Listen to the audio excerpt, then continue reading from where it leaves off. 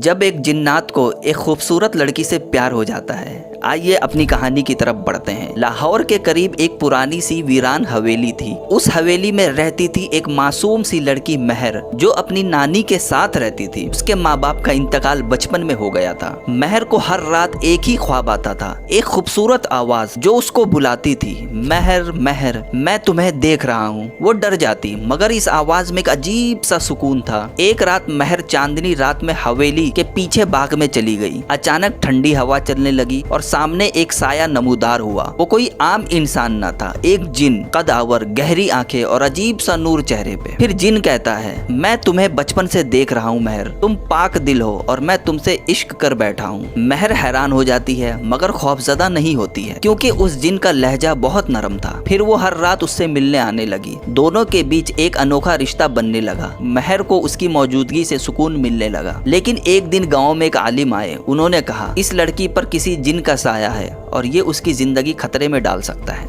अब महर एक अजीब कश्मकश में थी। क्या वो अपने महबूब जिन को छोड़ दे या दुनिया वालों की बातों पर यकीन करे। एक रात महर ने जिन से पूछा, क्या तुम मुझे हमेशा खुश रख सकते हो। जिन मुस्कुराया और बोला, अगर तुम साथ दो तो मैं दुनिया छोड़ सकता हूँ, इंसान बन सकता हूँ। मगर क्या वाकई ऐसा मुमकिन था? क्या मोहब्बत इंसान और जिन की दुनिया में फर्क मिटा सकती है? कमेंट्स बॉक्स में जरूर बताइए और लाइक और सब्सक्राइब दोनों कर दीजिए। मिलते हैं इसी के नेक्स्ट पार्ट में।